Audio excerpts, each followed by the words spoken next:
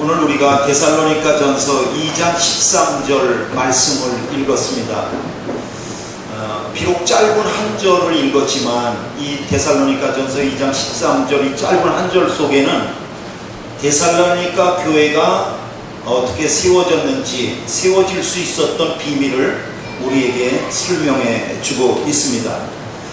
데살로니가 교회가 세워진다는 것은 말 그대로 기적입니다. 왜 기적이라고 말할 수밖에 없냐 하면 교회가 세워질 수 없는 상황인데 교회가 세워진 거예요. 그래서 기적이죠.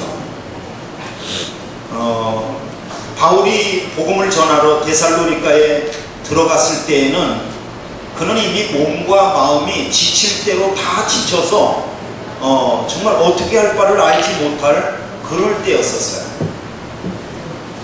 바울이 데살로니가에서 복음을 전하기 직전에 어디 있었냐 그러면은 빌립보에 있었거든요. 근데 빌립보에서 복음을 전하다가 매맞았어요. 빌립보에서 복음을 전하다가 감옥에 갇혔어요.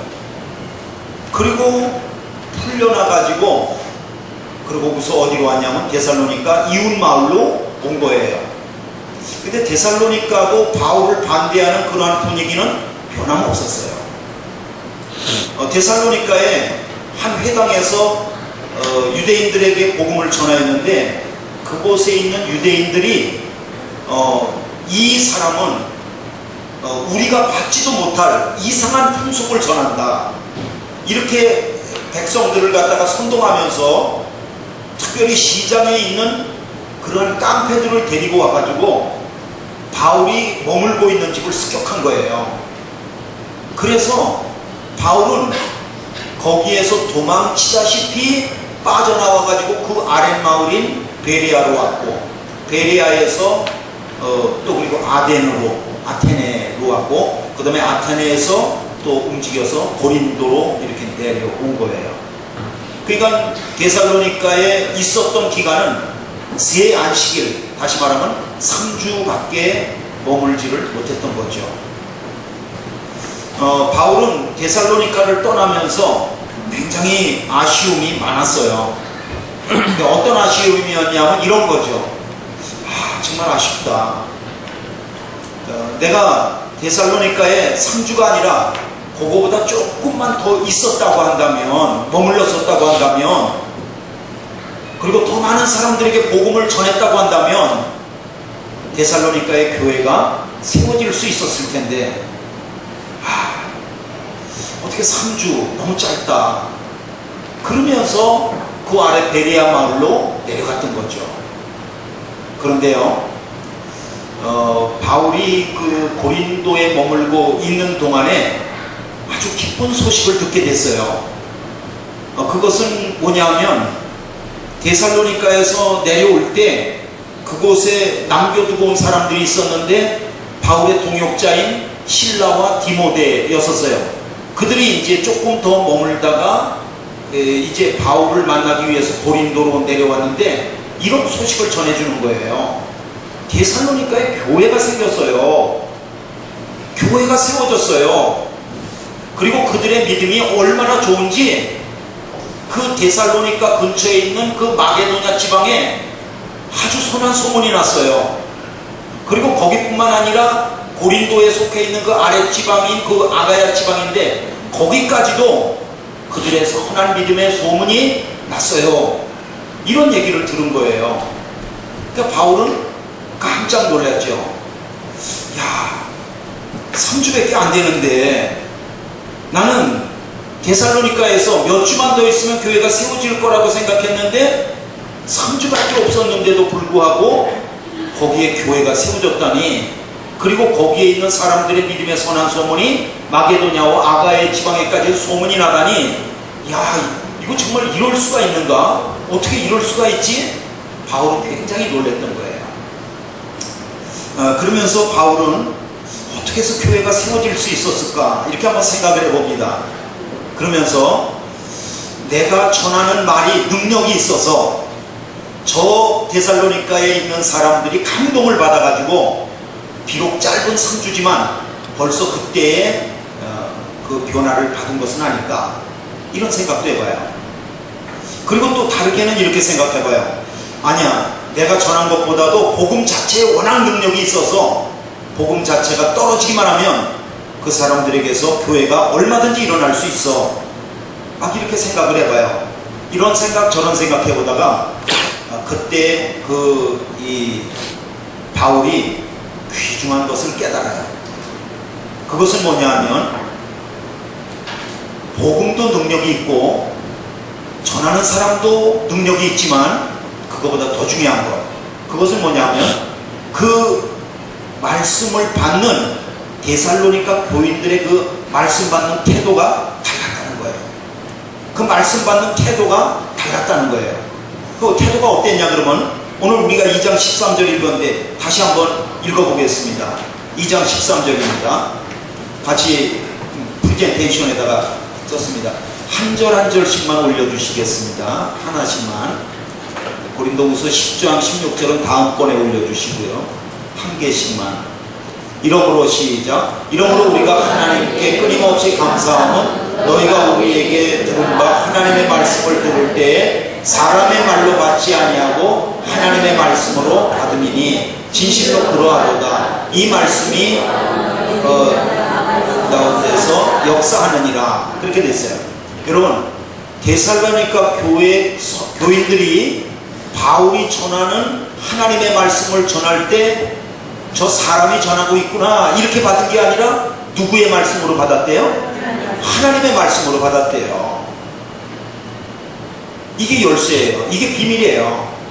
그러니까 데살로니가 교인들은 저기 지금 바울이 말씀을 전하고 있구나, 바울이 설교하고 있구나 이렇게 생각한 것이 아니고 바울을 통해서 하나님께서 지금 말씀하시고 있다, 하나님께서 나에게 말씀하시고 있다, 그렇게 들었다는 거예요.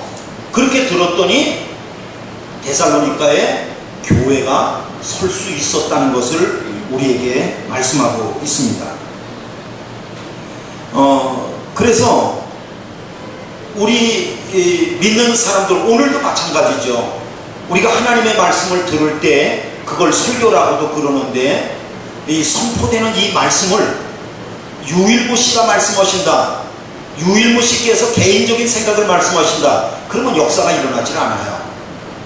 그러나 하나님께서 유일무 씨를 불러다가 유일무 목사로 기름 부어 세우시고 저를 통하여서 하나님의 말씀을 전하고 계신다. 그러니까 저가 하는 말은 하나님의 말씀이다. 그렇게 받으면 그 말씀 듣는 사람에게서 역사가 일어난다니까요. 믿으시길 바랍니다.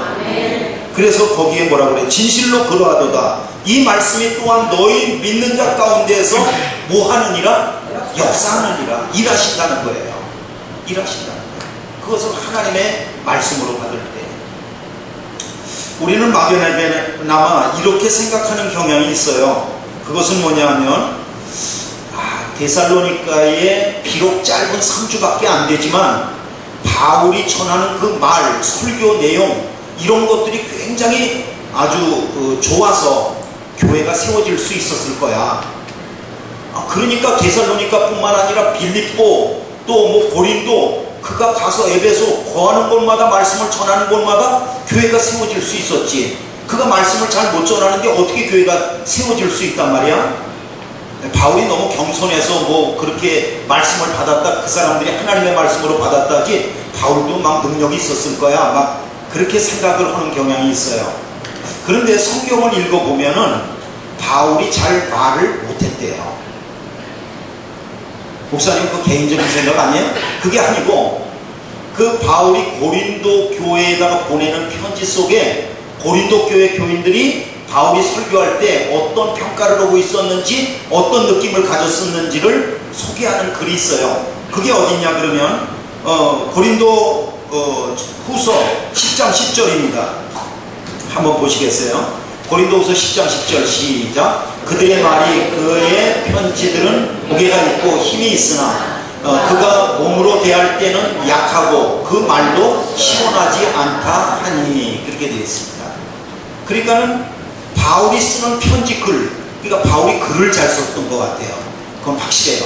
왜냐하면 여러분 로마서 고린도전서, 고린도후서, 뭐 여기 있는 편지들 이거 글 쓰는 대단하지 않습니까? 오늘날도 이렇게 쓰기가 힘들걸요. 그러니까 바울은 그 편지에는 무게가 있다. 정말 아주 내용이 굉장히 무겁게 잘 쓰고 있다. 힘이 있다. 그러나 그의 몸으로 대할 때는 약하고 그 말도 시원하지 않다. 이렇게 얘기한 거예요. 그 몸으로 대할 때는 어땠다는 거예요? 약했다는 거예요. 몸으로 대할 때는 약했다. 그 몸으로 대할 때 그 약하다고 하는 그 말이 NIV 성경을 이렇게 보니까 unimpressive라고 하는 단어를 썼어요. unimpressive. 그 말 뜻은 인상적이지 못했다는 거예요. 이게 얼굴이 뭐 강한 인상을 준다든지 그런 게 아니고 사람을 봐도 잊어먹을 만큼 그저 그런 얼굴, 그랬다는 거예요. 그리고 그 말도 시원하지 않다. 이게 무슨 말인가? 시원하지 않다 라고 그랬는데 그 NIV 성경에는 시원하지 않다를 nothing이라고 썼어요. 영어로요. nothing. 그게 뭐냐면 별 볼 일 없다는 거예요. 말이 별 볼 일 없었다는 거예요. 또 그 킹 제임스 버전이라고 원어에 가깝게 번역했다고 하는 그 성경은 그 시원하지 않다라고 하는 단어를 contemptible이라고 하는 단어로다가 번역을 했단 말이에요. 근데 contemptible이라고 하는 단어는 경멸할 만한, 한심한 그런 뜻이거든요. 그러니까 말을 하는데 아유 한심하다, 저렇게 말을 못할까? 그런 느낌을 줄 수 있도록 그렇게 말을 했다는 거예요. 바울이 고린도 교회에. 그러니 그 말을 듣는 고린도 교회 교인들이 말이 좀 이상하다, 어색하다, 우리 말을 저렇게 밖에 못할까? 막 그랬다는 거예요. 그게 바울에 대한 그 고린도 교회의 성도들의 평가예요. 그런데 고린도후서 11장 8절에 보면 바울 자신이 자기 자신의 그 설교에 대해서 스스로 평가하는 말도 나와 있어요. 11장 그 8절을 보면 뭐라고 써있냐면은 한번 같이 읽어보겠습니다. 내가 시작. 내가 비록 말에는 부족하나 지식에는 그렇지 아니하니 이것들 우리가 모든 사람 가운데에서 모든 일을 너희에게 나타내었노라. 그 처음에 보세요. 내가 비록 말에는 뭐 하라고요? 부족하나. 나도 인정해. 부족한 거. 그러나 지식에는 그렇지 않다는 거예요. 지식에는 그렇지 않다는 거예요. 그러니까 말에는 부족하다. 그러니까 바울도 자기 자신이 말에 부족하다고 하는 것을 인정하고 있습니다. 그러니까 우리는 한마디로 이렇게 정리할 수 있어요. 바울은 우리 쉬운 말로 하면 말빨이 없었다는 거예요. 말빨이 없었다. 들으면 시원치 않고 말에 부족함이 있었다는 것을 우리에게 얘기하고 있습니다. 그런데 바울이 말이 시원하지 않다, 말빨이 없다, 이런 것은 그렇게 중요한 게 아니에요. 오늘날도 설교하는 목사님이 말빨이 없다, 말이 시원하지 않다, 그거 그렇게 중요하지 않아요. 왜냐하면 그렇게 말빨이 없고 말빨이 시원하지 않은 사도 바울이 3주밖에 안 되는 동안 그렇게 세 안식일에 걸쳐서 뭐 사람들에게 복음을 전했음에도 불구하고 거기에 교회가 세워졌다는 것은 말에 능력이 있었다는 거 아니겠어요? 네? 그러니 얼마나 그것이 대단한 거예요. 그러니까 말이 시원하지 않다 할지라도 그 말을 받는 사람들이 저 하나님께서 말씀하신다라고 받으면 그 안에서 큰 일을 하나님께서 행하시고 역사가 일어난다는 것을 우리에게 가르쳐 주고 있습니다. 오늘 여호수아도 읽었는데 모세 후계자 여호수아가 이스라엘 백성들과 함께 요단 강물 앞에 서 있습니다. 이제 요단강을 건너서 요단강 건너 가나안 땅으로 이제 들어가는 거예요. 그런데 하나님께서 그 이스라엘 백성들이 요단강을 건너가게 하시는 방법이 특이해요. 배 타고 건너라고요? 아니요. 헤엄쳐 건너라고요? 아니요. 뭐 다리 만들어서 놓고 건너가라고요? 아니요. 그럼 어떻게 건너라는 거예요?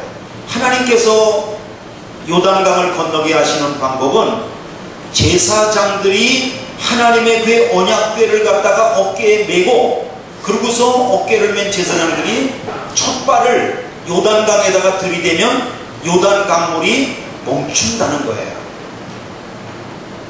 그리고 그 멈춘 요단 강물을 마른 땅을 걸어서 건너가라는 거예요. 여러분, 여호수아와 이스라엘 백성들이 그 요단강 앞에 섰을 때에는 보리를 거두는 시기였었습니다.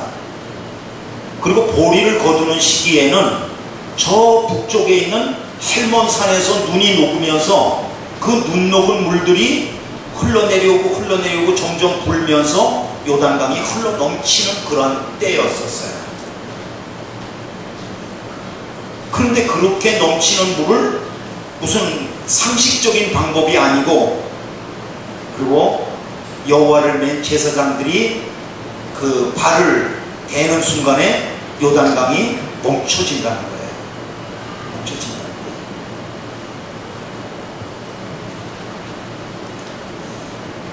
거예요. 제사장들은 여호수아를 통해서 주시는 하나님의 말씀을 듣고 순종했고요.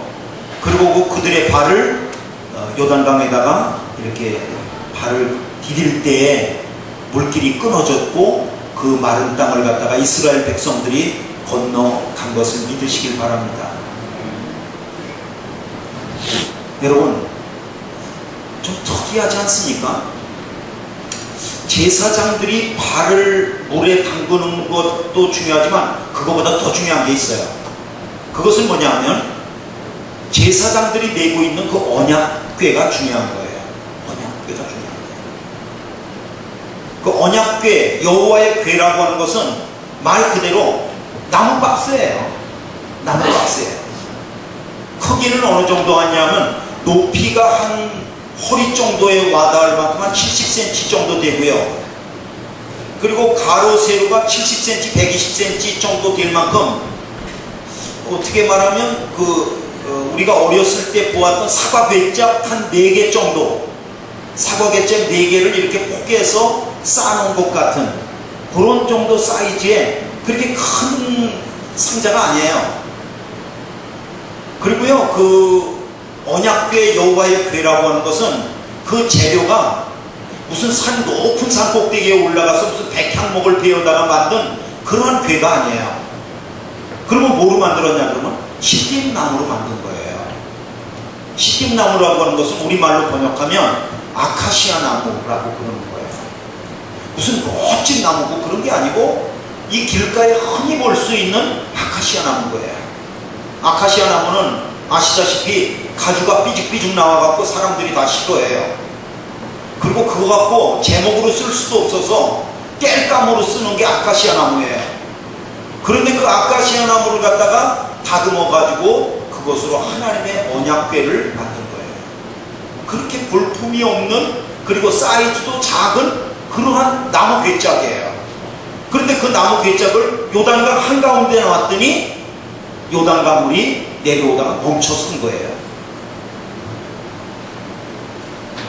여러분, 나무 상자가 능력이 있는 게 아니고 나무 상자 안에 있는 하나님의 말씀, 모세가 시내산에서 받아가지고 내려올 때에 그 들고 왔던 십계명 돌판 2개가 하나님 말씀이 그 궤 안에 있기 때문에 역사가 일어난 것을 믿으시길 바랍니다.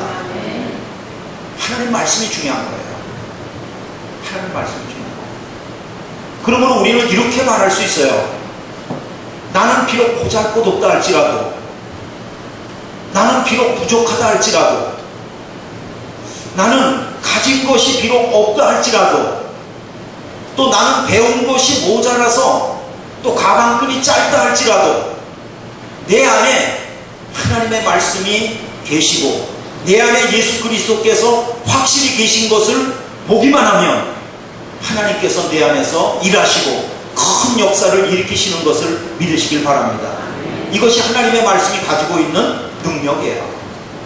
그래서 바울은 이 질그릇에 보배를 가졌다 그러면서 예수 그리스도가 보배신데, 이 질그릇같이 볼품 없지만 내 안에 계신 예수 그리스도 때문에 이 질그릇이 보배롭다고 그렇게 말씀하고 있는 겁니다.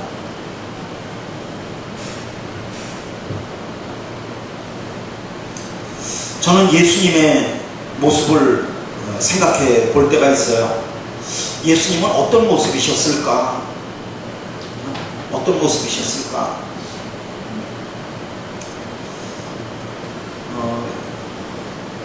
예수님은 초상화가 없습니다. 불행인지 다행인지 인류 역사적으로 그렇게 큰 일을 행하신 분인데 그분의 있을 법한 초상화 한 장이 없는 거예요. 예수님이. 다행이라고 하는 것은 예수님의 아마 초상화가 진품이 있었다면 아마 그거 종교 됐을 거요, 신 됐을 거요, 그리고 그거 한번 만지기만 하면 막 기적이 일어나고 그랬을 거요, 사람들이요. 예수님 초상화가 없어요. 그러면 지금 떠돌아다니고 있는 모든 사진이나 초상화들은 어떻게 된 거냐? 그거는 사람이 상상적으로다가 막 그린 거예요. 자기가 생각하는 예수님을. 그런데 그 모든 그림들의 특징이 몇 가지가 있는데, 첫째는 얼굴이 잘생긴 거예요. 그리고 예수님이 두 번째는 수염이 달려있는 거예요. 그리고 세 번째 또 부인할 수 없는 특징은 예수님 그 머리 뒤에 노란 띠가 하나씩 있는 거예요.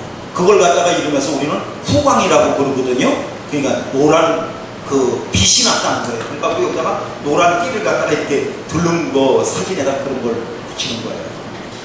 근데 실제상으로는 그랬을까요? 안 그랬을까요? 안 그랬어요.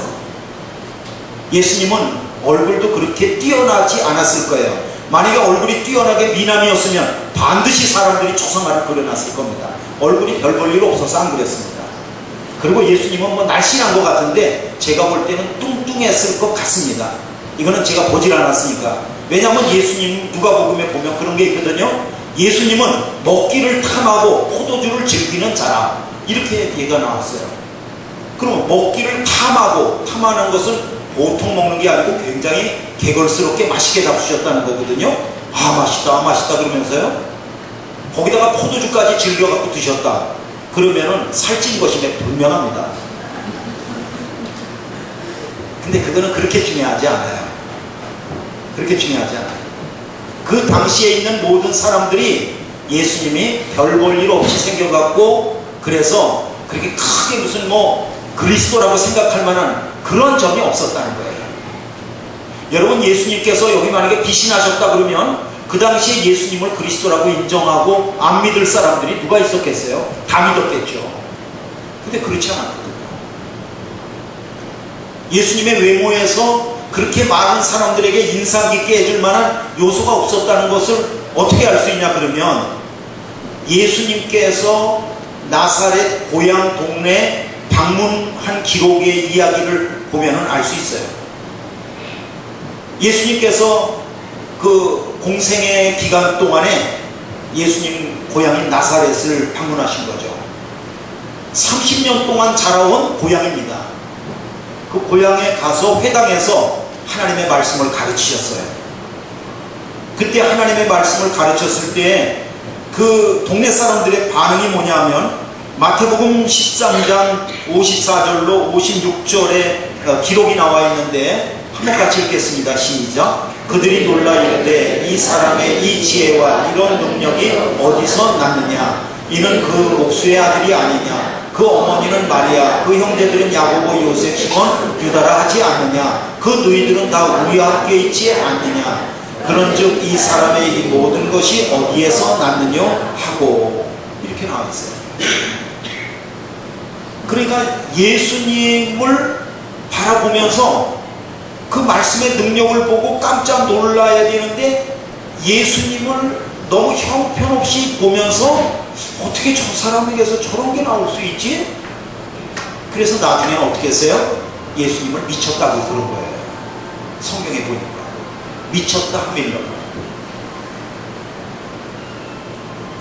그런데요, 더 중요한 것은 그 다음에 기록하고 있어요. 58절 한번 보겠습니다. 시작. 그들이 믿지 않음으로 말미암아 거기서 많은 능력을 행하지 아니하셨느니라. 예수님 믿지 않아 주시니까 예수님께서 그 고향 나사렛에서 능력을 행하지 않으셨다는 거예요. 여러분, 예수님은 가버나움과 갈릴리 지역을 다니시면서 수많은 기적을 베푸셨습니다. 귀신 들린 자에게서 귀신을 내쫓아 주셨습니다. 그리고 그를 온전케 해주셨습니다.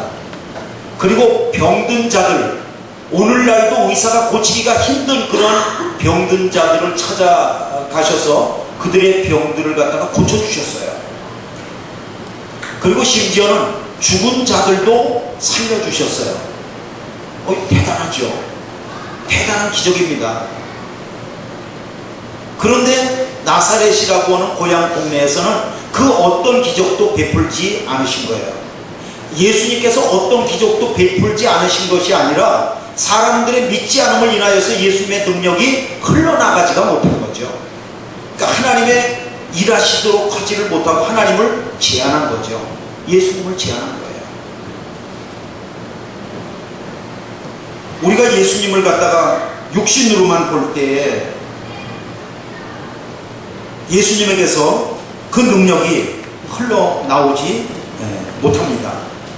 그러나 우리가 예수님을 그리스도로 인정하고 예수님께서 하나님의 아들이심을 인정할 때 그가 가지고 있는 하나님의 능력이 우리에게 흘러 넘치게 되는 것을 성경은 우리에게 말씀하고 있습니다. 우리는 이런 생각을 해볼 때가 있습니다. 예수님께서 2000년을 뛰어넘어서 육체적으로 오늘 마닐라에 오늘 이 시간에 여기 오신다면 얼마나 기적을 많이 베푸실 수 있을까? 우리의 문제들을 얼마나 많이 해결해 주실 수 있을까? 그런 생각을 해봐요. 그러나 꼭 그렇지만은 않습니다. 왜냐하면 예수님의 문제가 아니라 누가 문제예요? 우리가 문제예요. 믿으면 큰 기적을 경험하고 믿으면 예수님의 생명과 구원을 얻지만 믿지 아니하면 하나님의 능력이 머물고 흘러내려오지 않아서 결국에는 우리 가운데 경험되지 못한다는 것을 성경은 우리에게 말씀하고 있습니다. 말씀을 마치려고 합니다. 오늘 저는 세 이야기를 드렸습니다. 첫째는 데살로니가 교회의 이야기입니다. 3주밖에 안 됐는데도 교회가 세워졌다.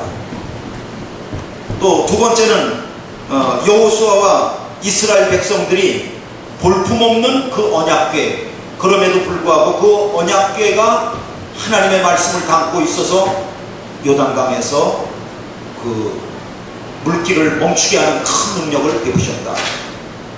그리고 예수님은 나사렛 동네 고향에 가셔서 그 능력이 무한하게 많으신데도 불구하고 믿지 않음을 인하여서 그 능력이 흘러내려가지 못하게 됐다. 이 세 가지 이야기를 따로따로 드린 것 같아요. 그러나 세 가지 이야기가 다른 이야기가 아니라 세 이야기를 꿰고 있는 것은 똑같은 이야기예요.